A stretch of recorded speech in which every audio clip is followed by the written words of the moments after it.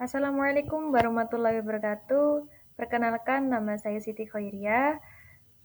Saya dari Prodi Tasawuf dan Psikoterapi, Fakultas Usuluddin dan Filsafat. Di sini saya akan mempresentasikan tugas UAS Tarekat Mutabaroh 2, di mana materi tersebut tentang Tarekat Qadiriyah wa Naqsabandiyah wal Utsmaniyah di Desa Keranding, Mojo Kediri. Sebelum memasuki materi yang kita bahas, pertama-tama kita akan mengetahui profil Tarekat Qadiriyah wa Naqsabandiyah al Utsmaniyah, di mana nama mursyid atau nama pendiri dari tarekat tersebut dari hasil wawancara yang telah saya lakukan kepada narasumber yang mengatakan bahwa mursyid dari tarekat Qadiriyah wa Naqsabandiyah al Utsmaniyah ini adalah Kyai Ahmad Asrori al-Ishaqi yang didaulat menjadi mursyid. Ketika ia masih berusia 30 tahun, usia tersebut tergolong masih muda untuk dijadikan sebagai panutan. Kemudian, Kyai Ahmad Asrori tersebut merupakan putra dari Kyai Utsman al-Ishaqi. Beliau pengasuh Pondok Pesantren Al-Fitrah Kedinding, Surabaya. Tempat tersebut berada di Kelurahan Kedinding Lor yang terletak di Kecamatan Kenjeran, Kota Surabaya.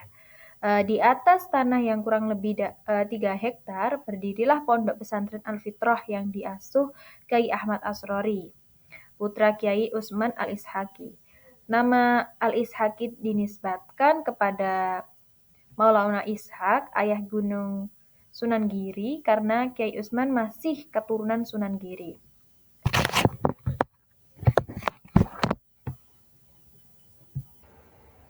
Kemudian, Kyai Utsman tersebut masih keturunan dari Sunan Giri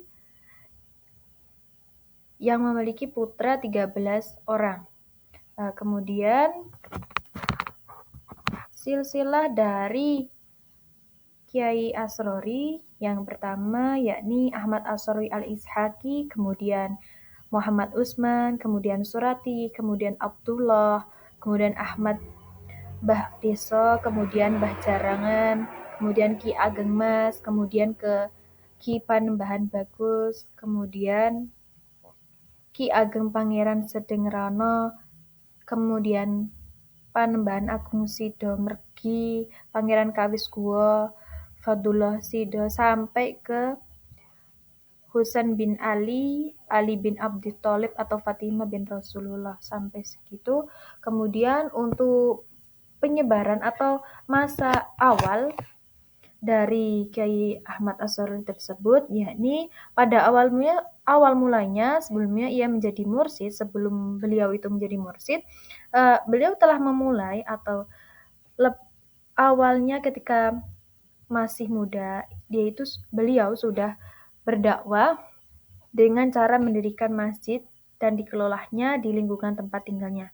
Masjid inilah yang akan kemudian menjadi markas besar pengembangan tarekat yang dipimpinnya.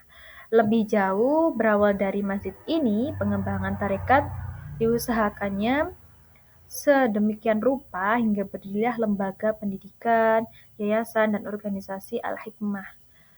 Tarekat Qadiriyah wa Naqsabandiyah terutama saat di bawah kepemimpinan Ahmad Asrori, Kyai Ahmad Asrori tersebut merupakan organisasi tarekat yang cukup pesat perkembangannya di dalam dan luar negeri.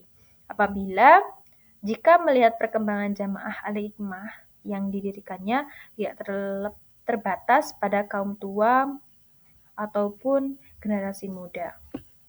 Kemudian Kyai Ahmad Asrori mendirikan pesantren Al-Fitrah di Kedinding tersebut dengan sistem klasikal yang kurikulum pendidikannya menggabungkan pengetahuan umum dan pengajian kitab kuning. Jadi di pondok pesantren tersebut juga mencampurkan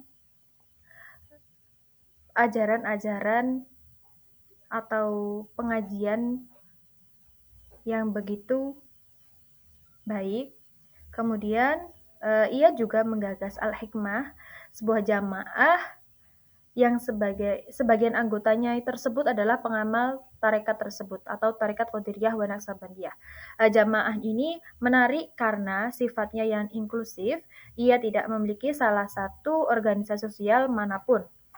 Kemudian karena semakin banyaknya pengikutnya,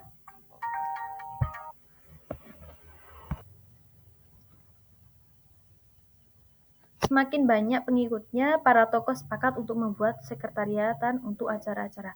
Dan ketika melakukan acara tersebut, ada bacaan khusus atau amalan-amalan yang ketika dilakukan oleh pengikutnya. Yang pertama yaitu membaca doa kepada Nabi Muhammad. Yang kedua yaitu membaca surat Yasin dan tahlil, lalu istighosah bersama. Yang ketiga yaitu membaca manakib 1-7. Kemudian yang keempat membaca ibadallah dan la ilaha illallah. Kemudian yang kelima, sholawat berjanji. Untuk penutupnya pasti setiap acara itu ada doanya. Kemudian amalan-amalan tersebut atau ketika melakukan acara-acara tersebut dilakukan secara tenang, khidmah, dan kegiatan tarekat ini semakin bertambah setiap tahunnya, semakin membaik dan banyak pengikutnya. Tidak ada yang menentang dalam pelaksanaan acara tersebut. Dan tarekat ini semakin berjaya sampai sekarang ini. Kemudian di sisi lain, beliau Kiai Ahmad Asrori juga memiliki karya di mana karya tersebut juga dibaca ketika melakukan acara-acara tertentu, seperti halnya kitab yang berjudul Untaian Mutiara dalam Ikatan Hati dan Jalinan Rohani, di mana buku ini adalah edisi terjemahan dari kitab Muntaqobah fi Rabiatul Qalbiyah wal Silatir Ruhiyah. Kemudian yang kedua yaitu kitab yang berjudul Apakah Manakib Itu?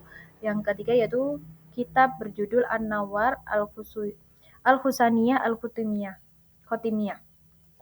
Di mana kitab tersebut berisikan tentang doa khususan kepada Nabi, ikhwani, muslimin, dan para sahabat-sahabat Nabi. Kemudian setelah membaca kitab tersebut, membaca sholawat 100 kali kepada Nabi Muhammad, An-Nasr 79 kali, dan Al-Ikhlas 100 kali.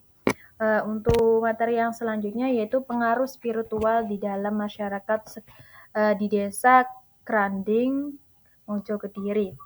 Seperti yang disampaikan oleh narasumber yang saya wawancarai, di desa tersebut seperti melakukan rutinitas Al-Hikmah di berbagai tempat dan di setiap waktu yang telah ditentukan oleh lembaga tersebut. Dari lembaga tersebut atau acara-acara tersebut membuat masyarakat setempat itu lebih mendekatkan diri kepada Allah dan tidak condong memikirkan masalah duniawi. Di tarekat ini pula dorongan mengajar untuk memperkuat keyakinan beragama dalam pengamalan ibadah yang pernah dilakukan oleh guru-guru atau mursyid terdahulu, atau lebih dikatakan atau kata lain itu salafus sholihin. Kemudian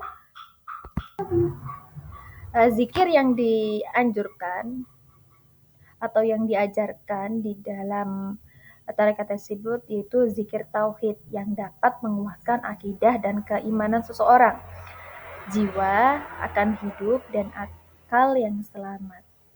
Selain itu, fisik akan selalu sehat karena keimanan merupakan tulang yang mampu membawa manusia dari keputusasaan dan semangat yang kuat dan dari kekacauan menuju ketentraman.